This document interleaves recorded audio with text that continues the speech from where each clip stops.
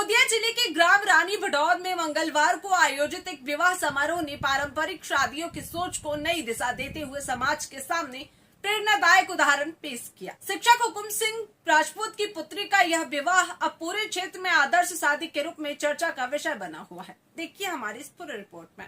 जहां आमतौर पर बारात देर रात पहुंचती है और अव्यवस्था का माहौल बनता है, वहीं इस विवाह में बारात शाम 6 बजे ही गांव पहुंच गई। महज 1.5 घंटे में रात 7:30 पर दुल्हा दुल्हन स्टेज पर पहुंच गए। समय की पाबंदी और सुव्यवस्थित आयोजन ने सभी मेहमानों का दिल जीत लिया। इस शादी में दहेज को लेकर भी एक सराहनीय पहल देखने को मिली। फर्नीचर, बर्तन और अन्य सामान देने की परंपरा को छोड़ते हुए दोनों परिवारों ने मिलकर 5 लाख रुपए का चेक नौ दंपति को भेंट किया। यह कदम न केवल फिजूल खर्ची को रोकने वाला है, बल्कि नौ दंपति को अपनी जरूरत के अनुसार भविष्य संवारने की आजादी भी देता है। ग्राम आलनिया से डॉक्टर दिलीप सिंह राजपूत के पुत्र मनीष राजपूत की बारात आई। दोनों समधियों की आपसी समझ, सहमति और सकारात्मक सोच ने इस बदलाव को संभव बनाया, जो अब समाज के लिए प्रेरणा बन रही है। विवाह समारोह में संतों का आगमन भी विशेष आकर्षण रहा। महामंडलेश्वर श्रृंगारपुर बालाजी धाम के महंत श्यामदास महाराज सहित अन्य संतों ने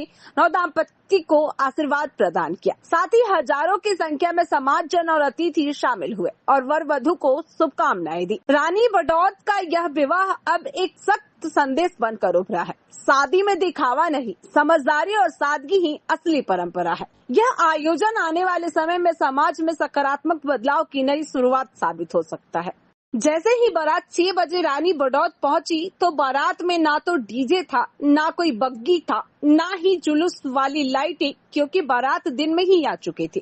दोनों पक्ष की सहमति के बाद गोलोत मेवाड़ राजपूत इस पहल से एक नई प्रेरणा मिली है।